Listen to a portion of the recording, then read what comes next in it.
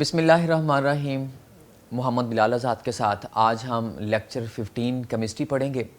आज ये हम देखते हैं कि आज जो एक मोल हमने पढ़ा, फिर उसके बाद एवोगैड्रो पढ़ा, उसके साथ एक तीसरी चीज़ का भी ताल्लुक़ है। आज जो हमने टॉपिक पढ़ना है दैट इज़ मोलर वॉल्यूम। एक मोल का वॉल्यूम कितना होता है। तो आए सबसे पहले उसकी डेफिनेशन देखते हैं कि एक मोल गैस का, किसी और चीज़ की बात नहीं कर रहा मैं, गैस की बात कर रहा हूं। एक मोल गैस का ले लीजिए। गैस आइडियल होनी चाहिए और आपने इस वक्त जो टेम्परेचर और प्रेशर रखना है वो भी स्टैंडर्ड रखना है। तो एक मोल गैस लेने के बाद आप इसका वॉल्यूम चेक करेंगे, वो 22.414 डेसीमीटर क्यूब बनेगा। डेसीमीटर क्यूब आपको समझाने की खातिर मैं बोल रहा हूं कि ये लीटर होता है, लीटर। आप वो अक्सर हम जो कोल्ड ड्रिंक खरीद के लाते हैं, हम कहते हैं ये 1.5 लीटर है, ये 1.5 लीटर है, ये 1 लीटर है। अब आपके जहन में ये कंसेप्ट होना चाहिए कि लीटर क्या होता है, डेसीमीटर क्यूब क्या होता है। तो देखिए, अगर मेरे पास एक मोल गैस है, किसी भी शय मीथेन है, ऑक्सीजन है, नाइट्रोजन है, किसी भी गैस का एक मोल ले लीजिए, तो उसको आप स्टैंडर्ड टेम्परेचर प्रेशर पे रखिए। उसमें नंबर ऑफ पार्टिकल्स कितने होते हैं, एवोगैड्रो, ये तो हमें पता ही था। लेकिन आज ये भी बात है कि एक स्टैंडर्ड टेम्परेचर प्रेशर रखने पे उस एक मोल का जो वॉल्यूम होता है वो कितना होता है, 22.414 डेसीमीटर क्यूब। इसे हम क्या बोलते हैं, एक मोल का वॉल्यूम। तो this is known as molar volume. इसे मोलर वॉल्यूम का नाम दिया जाता है। तो 1 mole of an ideal gas occupy करता है क्या, 22.414 डेसीमीटर क्यूब, इतना वॉल्यूम। उसके बाद हमारे पास एक बात याद रहे कि ये बात हो रही है स्टैंडर्ड टेम्परेचर और प्रेशर की। क्यों? क्योंकि जब आप गर्म करेंगे तो फिर तो वॉल्यूम फैल जाएगा, और अगर आप इसे और लो टेम्परेचर करेंगे तो और वो नीचे जम जाएगा, और अगर आप इसके ऊपर हाई प्रेशर करेंगे तो वो वॉल्यूम कम होगा, लो प्रेशर करेंगे तो वॉल्यूम ज़्यादा होगा। ये आपने बॉयल्स लॉ पढ़ा है कि अगर प्रेशर ज़्यादा किया जाए तो वॉल्यूम कम होता है। तो याद रहे, आपने टेम्परेचर और प्रेशर को तंग नहीं करना, दोनों को स्टैंडर्ड रखना है। तो एक मोल गैस का जो वॉल्यूम होता है वो हमेशा कितना होगा, 22.414 डेसीमीटर क्यूब। इसे हम क्या बोलते हैं, एक मोल का वॉल्यूम। तो फिर this is known as molar volume. इसे मोलर वॉल्यूम का नाम दिया जाता है। लीजिए, आइडियल गैस क्या होती है और स्टैंडर्ड टेम्परेचर प्रेशर क्या होते हैं, देखते हैं कि स्टैंडर्ड टेम्परेचर प्रेशर जो है वो 273 केल्विन ये टेम्परेचर होता है स्टैंडर्ड, और जो प्रेशर स्टैंडर्ड होता है वो कितना होता है, 1 ATM। ये इंशाल्लाह चैप्टर 3 के अंदर भी हम ATM के बारे में और टेम्परेचर के बारे में तफसील से थोड़ी सी डिस्कशन करेंगे। अभी हमने देखना है कि आइडियल गैस कौन सी होती है। मैं आपको एक चीज बता दूं, आपने एक बात का ख्याल रखना है, आइडियल गैस वो गैस होती है जो होती नहीं है। इस कमरे में गैस है, निकाल दीजिए, जो बाकी बच गया, जो नहीं बचा, मतलब वो आइडियल गैस है। मेरा कहने का मतलब ये है कि आइडियल गैस मीन मॉलिक्यूल्स बहुत दूर, जो गैस लॉज को ओबे करे। मतलब रियल जो गैस होती है ना, नाइट्रोजन, ऑक्सीजन, ये आइडियल नहीं हो सकती, 100% आइडियल कभी भी नहीं हो सकती। ये हम इंशाल्लाह बड़ी तफसील से, बड़ा अच्छा लॉन्ग क्वेश्चन, बड़ा ज़बरदस्त लॉन्ग क्वेश्चन चैप्टर 3 के अंदर पढ़ेंगे। तो आइडियल गैस आपने सादा तरीन, अभी सिर्फ एक बात रखनी है क्योंकि ये चैप्टर 3 का टॉपिक है। तो एक बात ये याद रहे कि वो मॉलिक्यूल जो दूर दूर होते हैं उनका वॉल्यूम ना होने के बराबर होता है और उनके दरमियान में कोई अट्रैक्शन नहीं होती। और ख़ास तौर पर एक बात, ऐसी गैस जो गैस लॉज को, मतलब बॉयल्स लॉ है, चार्ल्स लॉ है, डाल्टन लॉ है, ऐसे लॉज को ओबे करती है, उनको फॉलो करती है, उनके तमाम उसूल ज़वाबत पे पूरा उतरती है, ऐसी गैस को हम क्या कहते हैं, आइडियल गैस कहते हैं। लीजिए, मैंने आपको बता दिया कि आइडियल गैस होती क्या है। अभी हमने एक बात का ख्याल रखना है एग्जाम्पल में कि लीजिए, मैंने ये सामने 3 एग्जाम्पल ली हैं कि ये कार्बन डाइऑक्साइड है, तो आपको पता होना चाहिए इसका मैथ कितना होता है, 44 ग्राम एक मोल। ऑक्सीजन का मैथ कितना होता है, 32 ग्राम एक मोल। एक ऑक्सीजन का 16 होता है ना, तो 2 का कितना हुआ 32 हुआ। तो नियॉन का मास हमारे पास 20 होता है। तो अगर हमारे पास सबका हमने क्या ले लिया, 1 मोल 1 मोल 1 मोल ले लिया, स्टैंडर्ड टेम्परेचर है, स्टैंडर्ड प्रेशर है, स्टैंडर्ड टेम्परेचर स्टैंडर्ड प्रेशर, ये देखें स्टैंडर्ड टेम्परेचर स्टैंडर्ड प्रेशर, तो इसका भी वॉल्यूम कितना होगा 22.414 डेसीमीटर क्यूब, 22.414 डेसीमीटर क्यूब और 22.414 डेसीमीटर क्यूब। सब के अंदर 1 मोल के अंदर नंबर ऑफ पार्टिकल्स कितने हैं, एवोगैड्रो। अच्छा एक बात का ख्याल है, बड़ी हैरान कुन बात है, इसके अंदर भी एवोगैड्रो पार्टिकल्स, इसके अंदर भी, इसके अंदर भी, इसके अंदर भी, मतलब सब के अंदर 1 मोल के अंदर नंबर ऑफ पार्टिकल्स कितने हैं, एवोगैड्रो। तो अगर मैं आपसे कहूं जनाब 12 फुटबॉल हैं और इधर 12 अंडे हैं, तो क्या दोनों का वॉल्यूम सेम होगा? नहीं ना।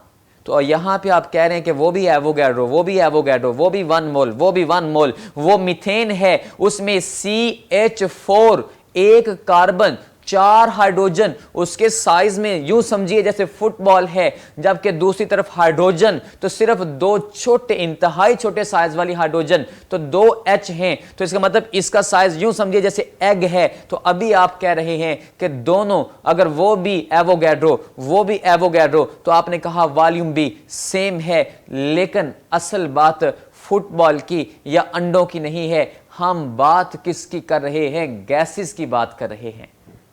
ये हम एंड पे जाके मैं बताऊंगा कि गैस में ये क्यों होता है, क्योंकि आपको पता है स्टैंडर्ड टेम्परेचर प्रेशर पे गैस एक खास डिस्टेंस पे रहती है। गैस के मॉलिक्यूल्स के दरमियान में फासला इतना ज्यादा होता है कि एक मॉलिक्यूल अगर इतना भी बड़ा साइज हो जाए तो उससे कमरा नहीं फटेगा, वॉल्यूम नहीं बढ़ेगा। अगर यहाँ पे 4 लोग बैठे हैं, मतलब ये कि एक बंदे और दूसरे बंदे के दरमियान में फासला इतना है कि एक का मोटापा जितना भी हो जाए तो कमरे पे फर्क नहीं आएगा।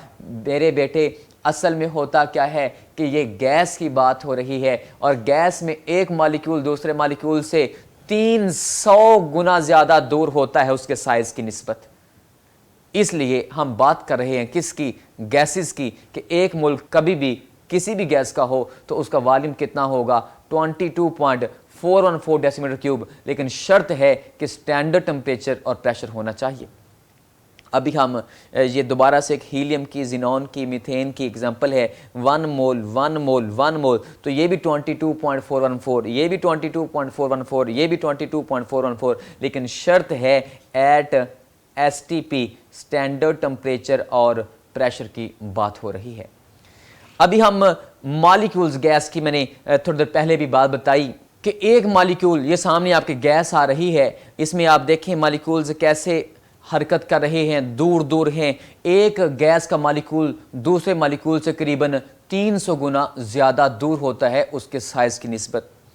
अभी हम देखते हैं कि एग्जाम्पल 10 हमसे वॉल्यूम के बारे में पूछा गया है कि सवाल है कि एक गैस है, उसे हमने एक कंटेनर के अंदर, सिलेंडर के अंदर बंद किया हुआ है और उसका वॉल्यूम हमें 500 सेंटीमीटर क्यूब दिया गया है और उसके मैस भी दिया गया है और हमें क्या फाइंड करना है, मोलर मैस फाइंड करना है।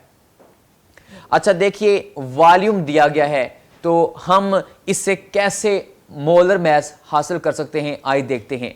एग्जाम्पल 10 में आपने गौर करना है कि अगर मैं फार्मूला देखूं, नंबर ऑफ मोल्स बराबर होते हैं किसके, मैस ओवर मोलर मैस। हमें क्या चाहिए, मोलर मैस, तो लिहाजा मैस तो हमें दिया गया है, तो हमें अभी क्या चाहिए, सबसे पहले नंबर ऑफ मोल चाहिए गैस के।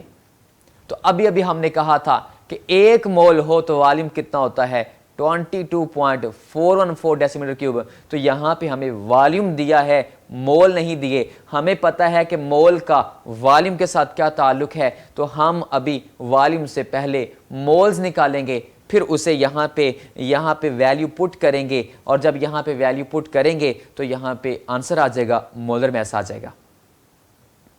लीजिए इस फार्मूला को हम क्या करेंगे, मोलर मैस को ऊपर ले जाएंगे और नंबर ऑफ मोल्स को इधर नीचे ले आएंगे तो हमें मोलर मैस हासिल हो जाएगा।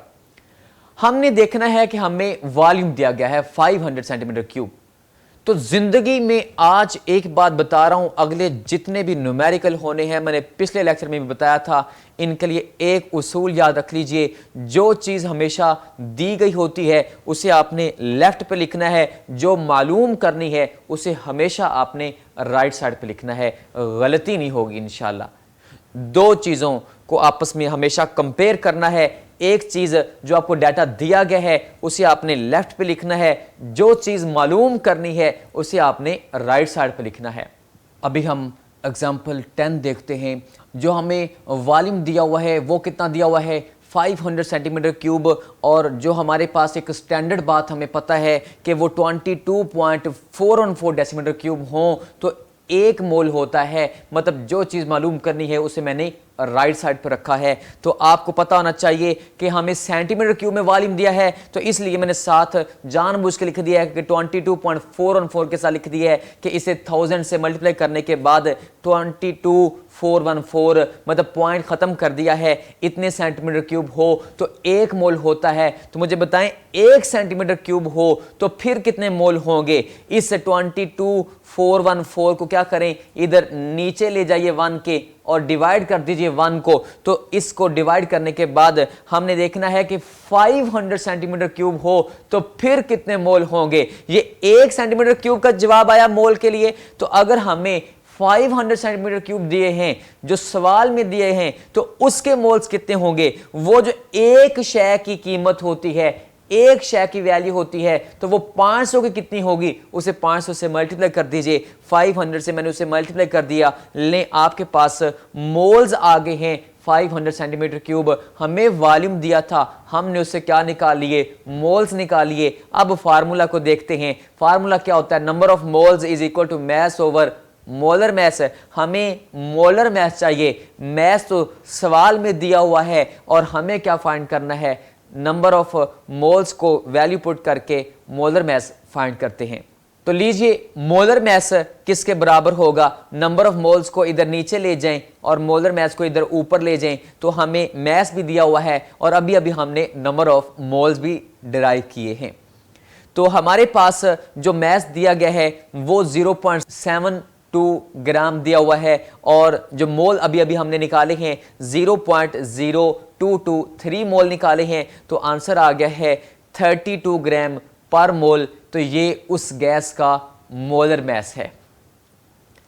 लीजिए अभी हम देखते हैं एक्सरसाइज का क्वेश्चन नंबर 9 का पार्ट एफ। क्वेश्चन नंबर 9 हमने सारा कर लिया था, उसका पार्ट एफ नहीं किया था क्योंकि वो मोलर वॉल्यूम से मुताल्लिका है। सवाल ये है, कहता जनाब 3 गैसेस हैं और 3 गैसेस को देखें, एक हाइड्रोजन गैस, उसके 2 ग्राम, मीथेन गैस उसके 16 ग्राम और कार्बन डाइऑक्साइड गैस उसके 44 ग्राम। कहता जनाब सब को हमने देखा है, इन सब का वॉल्यूम सेम है, हालांकि इन सब के अंदर डिफरेंट मैसेज हैं। तो आए देखते हैं क्यों, क्योंकि हमें पता है कि जो हाइड्रोजन गैस के 2 ग्राम होते हैं मतलब वो 1 मोल होते हैं। 1 मोल का मतलब एवोगैड्रो नंबर ऑफ मॉलिक्यूल्स, मतलब एसटीपी पे जाके नंबर ऑफ मॉलिक्यूल्स अगर सेम हो, मोल सेम हो, तो वॉल्यूम भी क्या होता है, हमेशा सेम होता है। 22.414 डेसीमीटर क्यूब वॉल्यूम होता है। तो अगर हमारे पास मीथेन गैस को देखें तो जो में मैस दिया गया है वो 16 ग्राम दिया है, तो इसका 1 मोल का मैस कितना होता है, 16 ग्राम। मतलब क्या कि जो हमारे पास मीथेन है, कार्बन 12, एक हाइड्रोजन का 1 होता है, तो 4 का कितना हुआ, 4, 12 और 4 कितना हुआ, 16, मतलब 16 ग्राम हो तो 1 मोल होता है। तो मीथेन का 1 mole is equal to Avogadro molecule. तो एसटीपी पे वॉल्यूम कितना होगा, वही 22.414 डेसीमीटर क्यूब। ठीक इसी तरीके से जो कार्बन डाइऑक्साइड का मैस दिया गया है वो कितना दिया गया है, 44 ग्राम। तो 1 मोल भी कितना होता है, 44 ग्राम। तो इसका मतलब ये भी एवोगैड्रो मॉलिक्यूल, तो मतलब ये भी क्या हुआ फिर, सेम वॉल्यूम 22.414 डेसीमीटर क्यूब। लेकिन शर्त है एट एसटीपी, सब का 1 मोल है। So 1 mole of any gas at STP occupies the volume 22.414 decimeter cube. Same mole हो तो एसटीपी पे वॉल्यूम भी सेम होता है आइडियल गैसेस के लिए। अभी हमने एक और टॉपिक देखना है, बड़ा इंटरेस्टिंग टॉपिक है, स्टोइकियोमेट्री क्या होता है। स्टोइकियोमेट्री एक केमिस्ट्री की ब्रांच है। कौन सी ब्रांच है जो डील करती है, एक रिएक्शन है, उसमें रिएक्टेंट्स हैं, प्रोडक्ट्स हैं। बैलेंस केमिकल इक्वेशन हम बताती है, बैलेंस केमिकल इक्वेशन हमें बताती है कि जितना मैस रिएक्टेंट्स का होगा उतना ही मैस प्रोडक्ट्स का होगा। इसका मतलब कि स्टोइकियोमेट्री ब्रांच ऑफ केमिस्ट्री है which deals about the quantitative मिकदार, क्वांटिटी मीन मिकदार, amount, quantitative relationship between reactants and products in a balanced chemical equation. मिसाल लीजिए, हाइड्रोजन है, ये मैंने बैलेंस इक्वेशन लिखी हुई है। एक H का मैस 1 होता है तो H2 का मैस कितना हुआ, 2.016 होता है। लेकिन मैं शॉर्टली लिख रहा हूं 2 ग्राम, तो 2 को 2 से मल्टीप्लाई किया तो मतलब ये कितना हुआ, 4 ग्राम। तो इधर देखें एक ऑक्सीजन का मैस कितना होता है 16, 2 से मल्टीप्लाई किया तो कितना हुआ 32 ग्राम। और इसी तरीके से ऑक्सीजन और हाइड्रोजन को मिलाने के बाद जो पानी बना तो वो एक वाटर का मैस कितना होता है 18, उसे 2 से मल्टीप्लाई किया तो कितना हुआ 36 ग्राम। जरा चेक कीजिए रिएक्टेंट्स का मैस कितना है, ये भी 36, प्रोडक्ट्स का कितना है वो भी 36। ये जो क्वांटिटी का रिलेशन बताने वाली केमिस्ट्री की ब्रांच है that is known as stoichiometry. आए एक और एग्जांपल देखते हैं। कार्बन का मैस कितना होता है 12 होता है, ऑक्सीजन का मैस कितना होता है 16 होता है, लेकिन ये O2 है तो यहां पे कितना हुआ 32 ग्राम हुआ। अगर हमारे पास प्रोडक्ट्स देखी जाएं तो यहां पे कार्बन डाइऑक्साइड है तो इसका मैस कितना होता है 44 ग्राम होता है। इसका मतलब जितना मैस रिएक्टेंट्स का है उतना ही मैस प्रोडक्ट्स का है। ये है केमिस्ट्री की ब्रांच स्टोइकियोमेट्री जो क्वांटिटेटिव रिलेशनशिप बता रही है रिएक्टेंट्स में और प्रोडक्ट्स में। अभी हमारे पास एक और एग्जांपल है, आप इसका मैस निकालेंगे मीथेन का और ऑक्सीजन का, दूसरी साइड पे कार्बन डाइऑक्साइड और वाटर का, तो आप चेक करेंगे कि मैस बराबर आएंगे। आपने स्टोइकियोमेट्रिक अमाउंट्स क्या होती हैं ये भी टर्म याद रखनी है कि जो अभी हमने बैलेंस्ड केमिकल इक्वेशन को हल किया, उनकी क्वांटिटी लिखी, उनकी अमाउंट लिखी, वो क्वांटिटी वो अमाउंट जो होती है उसे स्टोइकियोमेट्रिक अमाउंट बोलते हैं। आइए अभी एक और इंतहाई इंपॉर्टेंट शॉर्ट क्वेश्चन देखते हैं, बड़ी दफा बोर्ड में पहले आ चुका है। Define stoichiometry, what are the two basic assumptions. इसके दो अजम्पशंस कौन सी हैं, इसके लिए दो जरूरी बातें कौन सी है। स्टोइकियोमेट्री एक ऐसी केमिस्ट्री की ब्रांच है जो कहती है जनाब मैं रिएक्टेंट्स और प्रोडक्ट्स में रिलेशन बता दूंगी क्वांटिटी का कि इतना मैस है तो इतना बनेगा, जिस चीज का जितना मैस हो उसी हिसाब से एक खास मैस बनेगा प्रोडक्ट्स का, ये बता देगी केमिस्ट्री की ये ब्रांच। लेकिन शर्त है कि ये ना हो कि वाटर बनाने के दौरान एक H2O2 बन जाए, कोई और चीज बन जाए, साइड रिएक्शन नहीं होना चाहिए। हाँ एक और भी शर्त है, ये ना हो कि जनाब H2 आपने 4 ग्राम ली थी, उसमें से 3 ग्राम तो रिएक्शन कर गई, 1 ग्राम नीचे पड़ी, आपने देखा नहीं जार में। आपने 2 जार हैं हाइड्रोजन ऑक्सीजन के, दोनों को मिलाया, मिलाने के बाद आपने गर्म किया, जनाब एक जार के अंदर आपने देखा नहीं थोड़े से ग्राम रह गए हैं। ऐसा नहीं होना चाहिए कि रिएक्टेंट्स पीछे पड़े हों। All reactants must be converted into products. और एक दूसरी शर्त है कि नो साइड रिएक्शन। इसमें हमारे पास 2 लॉज का ख्याल रखना है, law of conservation of mess और लॉ ऑफ डेफिनेट प्रोपोर्शन। ये हमने फर्स्ट लेक्चर के अंदर भी बताया था कि law of conservation of mess क्या है कि हमें जितना मैस रिएक्टेंट्स का दिया गया होता है उतना ही मैस हमेशा किसका होता है, प्रोडक्ट्स का होता है, वो कभी ज़ाया नहीं होता। लीजिए इन दोनों को मैं 1 बाय 1 एक स्टेटमेंट के साथ बता देता हूं कि law of conservation of mess कहता है जितना मैस रिएक्टेंट्स का है उतना ही मैस प्रोडक्ट्स का है। मैंने कलर स्कीम ऐसी लगाई है, आप जरा गौर कीजिए। रिएक्टेंट्स में ऑक्सीजन को ये 2 ब्लू ऑक्सीजन नजर आ रही है, इधर भी 2 ब्लू ही ऑक्सीजन है। इधर चेक कीजिए येलो में 4 हाइड्रोजन नजर आ रही हैं, इधर भी चेक कीजिए 4 ही आपको हाइड्रोजन नजर आएंगी येलो में। मतलब जितना मैस रिएक्टेंट्स का है उतना ही मैस प्रोडक्ट्स का है। एक और एग्जांपल देखते हैं, ये हमारे पास एक सादा तरीन, आपको समझाना मकसद है, इंतहाई सादा एक बात की है कि जनाब ये चीज़ है, आप क्या करें, इसको जला दीजिए। जब आपने इसको जलाया तो आप क्या समझते हैं वो राख बन गई, वो धुआं बन गया? नहीं नहीं, वो धुआं, वो राख, उन सब के मैसेज को जमा कर लीजिए, रिएक्टेंट्स का और प्रोडक्ट्स का मैस बिल्कुल बराबर आएगा। कोई चीज़ कभी ख़त्म नहीं होती, वो एक हालत से दूसरी हालत में कन्वर्ट हो जाती है। This is known as law of conservation of mass, मतलब मादा कभी ख़त्म नहीं होता, मैस कभी ख़त्म नहीं होता।